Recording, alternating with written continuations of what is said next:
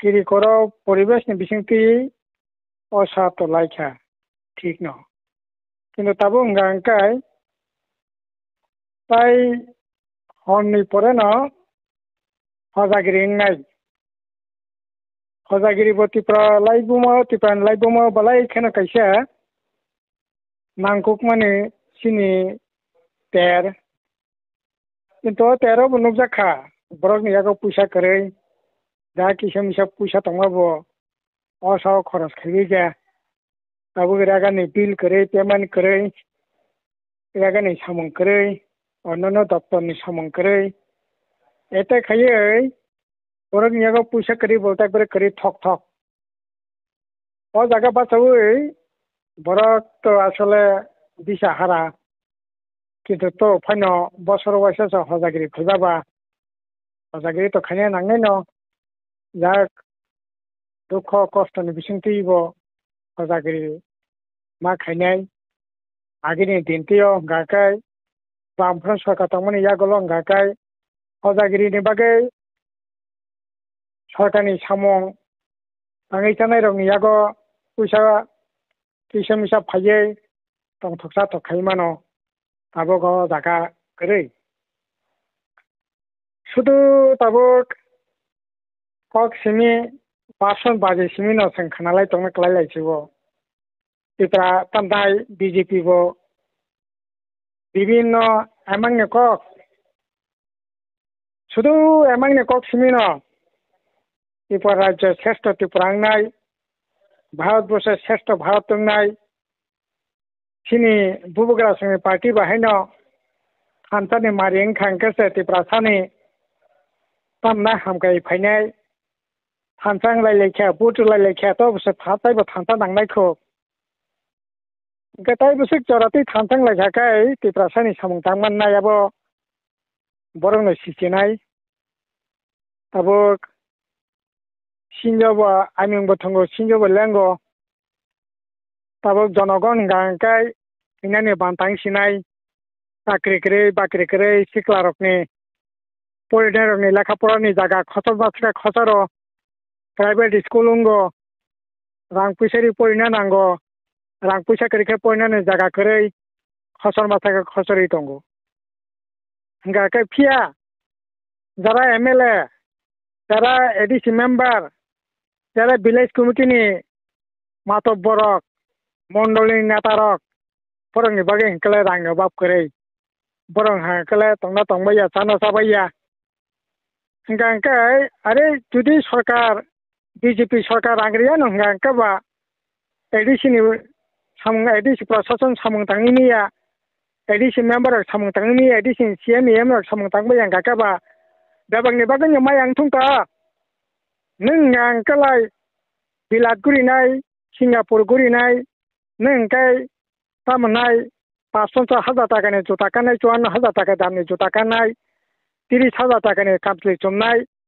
नों गांकाय 1.5 लाख टाकानि आइफोन दै गुरिनाय नोंकाय 92,000 टाकानि खाथा थुनाय नोंकाय गारि कटाल खालायनाय जनगण नं गांकाय एको बीजेपी मानिक साहा रां रहिया आबोनि बागै सामं तांमोनया आबोनि बागै ताय थामसा दांनाय आबोनि बागै ताय बेसबा कतन दांनाय नै नरखाय तामनाय जनगण नं गांकाय अकक सानाय आर सिनि नेता रखाय एडीसी मेंबर मंत्री बर गांकाबा देशगुरि दे तंथक तंदे सादे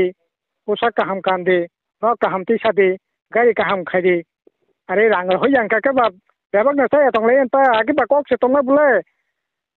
हैं खक्सा रां फाइका का खक्सा नंग सिंबागै चालायनाय इनका ताबो बागदी किन्तु बायावै नै जरा सिमि चालायलै ताबो देशनि राज्यनि माति प्रामा थाखायनै साधारन बरक तमा बीजेपी खायनै साधारन बरक तमा आईपीएफ खायनै साधारन बरक तमा डीएमपी खायनै सीपीएम खायनै साधारन बरक बरक दिनै तामनाय दिसा हारा अनुखुंनि बरक हजागिरि खायनिया सेना खायनिया हांराय खायनिया क्रिसमास खायनिया तामो चलि दंखाबा अबा हायखाय चलि मेन्या आबोनि बागै दाखुर बुखुरक शुधु थानसानि कक सालायसिनाय आरे थानसानि लड़ाइबो सोलिनाय इनलिगेल माइग्रेन्टनि लड़ाइबो सोलिनाय दिनै तामनाय खरांथि सागाकेन इनलिगेल माइग्रेन्ट एकेबारे नों दाबाक्तन रखनाय रहदोंमोननिया अ लड़ाई 1952 साल থেকে मानि स्नेह कुमार साकमन नेतृत्वे सांकराक आंदोलन बिसिंथि चांगमानी बांगाल खेदा आंदोलन 1967 सालनि आंदोलन आबुनि परे 1980-81 सालनि तामनाय विदेशी वितरण आंदोलन कत आंदोलन नोंखा आंदोलन तो चलिनाय न इनलिगेल माइग्रेंट आंदोलन चलिनाय न যতক্ষণ পর্যন্ত तामनाय এই ধরনের রাজনীতি তংনাय ওয়ানসাতিफ्रा तंनाय इनलिगेल माइग्रेंट आंदोलन चलिनाय थानसानि आंदोलन चलिनाय किन्तु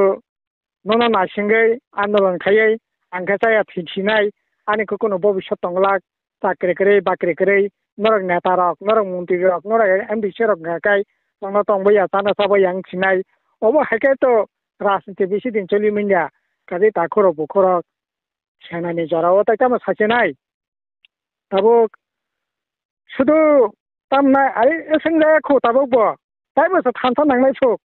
ताइबोसो जुवान नांनाय सुख आरे जुवान तो थानसा तंगिनो तंबले तामा खालियाबा सामुं साबा मानाखाय साबा आटको खाली माननाय आके 25 बोसोर बामफ्रोम सरकार जितेन चौधरी तामनाय अगुर देबबर्मा मानिक सरकार राधाचरण देबबर्मा अरे बरक ब्लेंका सुइतंखौ बताबु ब्लेंका सुइतंखा नो और ताबु कई कैसे केताल राजनीति हाइला तामाबो यांगो बुफांनि बोथायके जानाय बुफांनि बोथायके जानाय इंकाकाय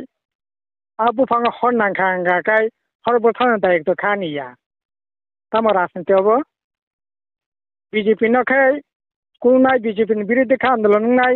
आबार बीजेपी नि सरकार का मंत्री ने गाड़ी तिक गुरिनाय त्रिपुरा ने तामनाय मंत्री ने तामनाय रोजगार खायनाय एमएलए ने रोजगार खायनाय एडीसी मेंबर ने तामनाय ने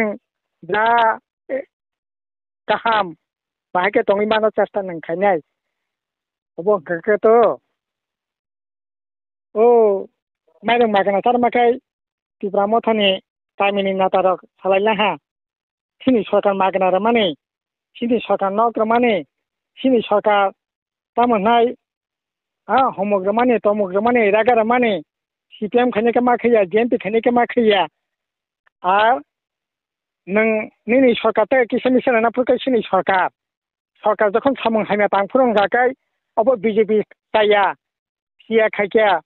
तामनाय नैनि ओ जातेर जात खायका एडिशनल थगाका चुक्ति कार्यकरी खायांखा बेमेनि खायका बीजेपी विरुद्ध लड़ाई आबार बीजेपी सरकार तामनाय किसेमिसा तानानि रह गाकाय सामं रह गाकाय अबसिनि सरकार नन खायरिया आरो बंचना खायरि आरो तामनाय बरकनो बंचना खायै बरकनि थिनि कागलायमुं नासलायमुं तैफादि बरकनो बंचना खायरि बंते राजनीति अरे नों जखन आवाजानो हंगाकबा नों खरां सराय सादि याकरी फायदि अरे नों सुदु आं अमित शाह किरिया आं तामनाय नरेंद्र मोदी ने किरिया आना बुथानानै बागै त्रिपुरा राज्योआव भारतबर्ष बुलेट टुरिंग याखो नामजाय याखो अरे नाना साव बुथानायबा अब हायके कगलाम सावै बरकनो सुदु हाकामानि कक्सिनि साखाखौ तंलाक गथमान कक सा नांनाय बोले नन दायित्व रखा दायित्व सिंपैया नों पालन खायदि गथमानो फुनुकदि आयकेसे बरक मान सुकनाय बरक खाखायनि बोले नों खालि थानसां दिं सामो बितंलाक थानसां नन एडीसी जिदिरखा नन एमएलए नामका ता मंत्री सभा तंगो एमपी वो ताबो एमपी नि मेंबर तंगो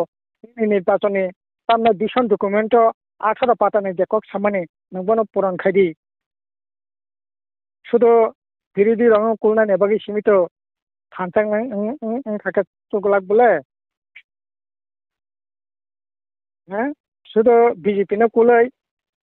রাজনীতি খাইকা তংলাকলে বিজেপি নো খং তংলাই বিজেপি নো कुलनाय ओंखायनो खंता तामनाय तामिरेंनाय नो खंगा तंगै बिजेपि के साजला नोंखा तामिरेंगै नंगवा लायलायनाय ओबा तंगै मिन्दा काजे आवने बगे ताखर बखर इ जरावो जों सुदु हजागिरिनि जरानि कक सिङाव वानस खंगला सिनि सिनांनो वानस नांनाय दाबो जे राजनीति सोलि दंमानो अबनो बसिनि लकराव वानस नांगानो बुजा नांगानो अबनो ककटेल